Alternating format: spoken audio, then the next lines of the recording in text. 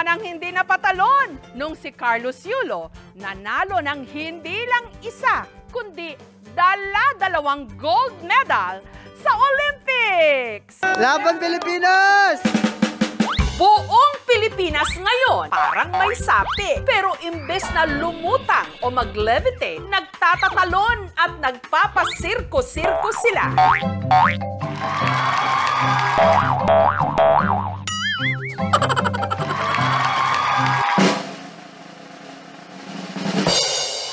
Gaya na lang sa coffee shop na ito sa Rizal, kung saan ang mga barista tila nagpapamalas ng kanilang winning floor exercise performance with landing. Para ipakita po sa kanya na sumusuporta kami sa kanya at nakaka-proud na isang Pilipino yung nanalo ng gold sa Olympics. Kanya-kanya nga tayo ngayong gymnastics. Ang bago kasi nating iniidolo, ang double gold medalist sa 2024 Paris Olympics, si Carlos "Kaloy" Yulo. Sa Kalasyaw sa Pangasinan nga. Hetong si Romar. Mula pagbangon ng higaan, pagkuha ng tubig sa ref, at pagsuot ng tsinelas, aba, umi-stunt, napatumbling daw kasi siya nung nalaman niya kung magkano ang naghihintay na incentives kay Kaloy dito sa Pilipinas.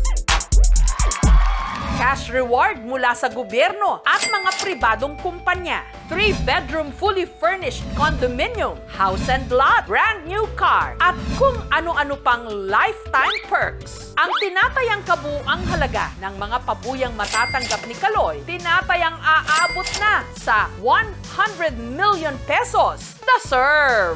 Sobrang nagulat po ako since ganun po yung premyo na matatanggap ni Carlos Yulo. Kaya ngayon pa lang po, para prepared na po ako pag dumating yung 2028 Olympics. Ang pagsirko-sirko, maning-mani lang daw talaga kay Romar. I am a former cheerleader po ng Team Pangasinan Pep Stars po. Pwede po akong ilagay sa base and also flyer. Kaya ko din po tumabling. And also, I can do split po. So, ito lang po yung sala namin, which is dito lang po ako gumagawa ng mga contents. And ito po yung sofa kung saan po ako tumatabling. Pero seryoso raw talaga si Romar sa pangarap niyang makatungtong sa entablado ng International Cheerleading Union. Go, Romar! Ang realization ko po doon sa pagkapanalo po ni Carlos Yulo ay kung sana pinagpatuloy ko po yung pagiging cheerleader ko, siguro po nakaapak na po ako sa ICU or International Cheerleading Union, which is one of my dream po. Samantala, matapos ang makapigil hiningang laban ni Kaloy sa Olympics, nag-relax at pa-food trip muna siya sa Paris. Pero ano itong nabalitaan naming naispatan din daw siya nitong mga nakaraang araw sa isang gym sa Marikina? Mula built ng katawan, buhok, hugis ng mukha, pati height, papasa raw na carbon copy ng ating golden boy. Meet 21-year-old Andre, ang look-alike daw ni Carlos Yulo. Akala ko talaga si Carlos Yulo.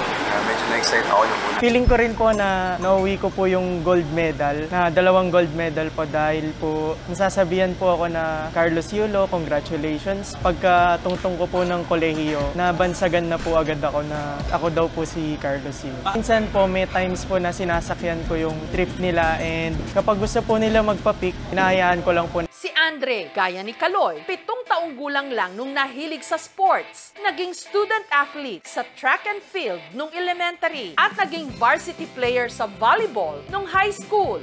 And ito po ay nakuha ko dun sa 2 sport na yon. More or less 15 to 20 gold medals po. Ang ilan po dito is sa Mariprisa, sa division meet, and nakakuha po kami ng gold doon. Gaya ni Kaloy, inspired din daw ngayon si Andre sa kanyang girlfriend na si Yari. May gusto lang po akong i-clarify. Kami po ng girlfriend ko na si Yari. Gusto po namin magpasalamat sa lahat ng inyong support. Ang love life ni Andre, suportado raw ng kanyang mami Peachy. Sinusuportahan niya talaga ako sa lahat ng bagay. Sa mga problema na pinagdadaanan namin is pinipili namin na mag-stay sa aming dalawa. Ang tinatamasang tagumpay ngayon ni Carlos Yulo, bumuhay ng interes ng publiko sa gymnastics hanggang sa barabarangay.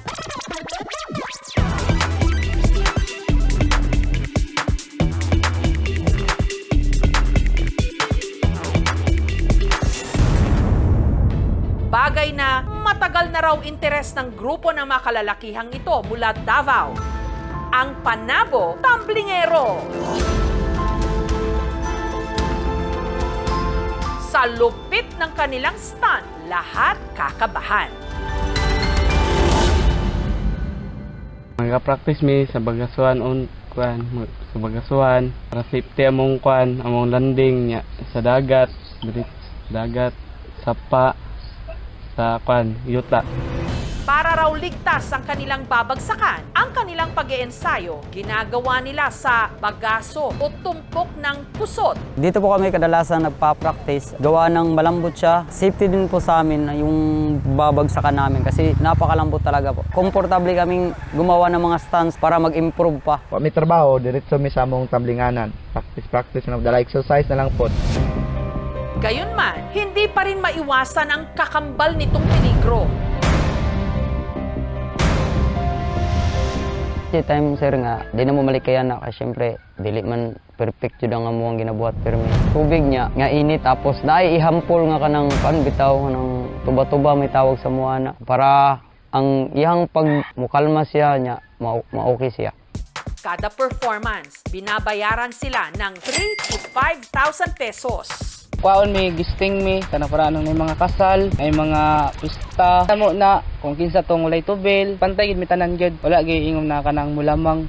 Sa pagkapanalo ni Yulo, mas naging masigasig daw sila sa pagtitrain ng mga bagong miyembro, lalo na yung mga bata na malambot pa raw ang mga buto-buto. Sunod nga mudako sila, mapriya sila ni Yulo nga gold medalist, naiwa sila sa bisyo or adik-adik. Kamua ang grupo wala di nga na kamua. Ang sa ato ang mahal nga gobyerno nga daghan kaayog mga naay potential diri sa Pilipinas no. Bisag asa nga area sa mapa bukid man or mapa syudad, bata pa sila napansin na sila. Pag abot sa punto nga bata pa sila nasanay sila, pwede na silang ilaban sa ibang bansa. Pasinday pohon kami ang musunod or napay musunod sa mua na masuportahan nila ma-save ni maparehan ni Carlos Yulo na maka-gold medalist.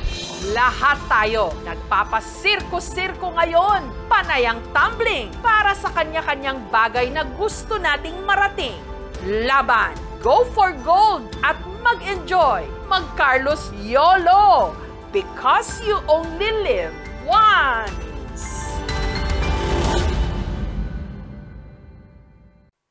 Thank you for watching mga kapuso. Kung nagustuhan niyo po ang videong ito, subscribe na sa GMA Public Affairs YouTube channel. And don't forget to hit the bell button for our latest updates.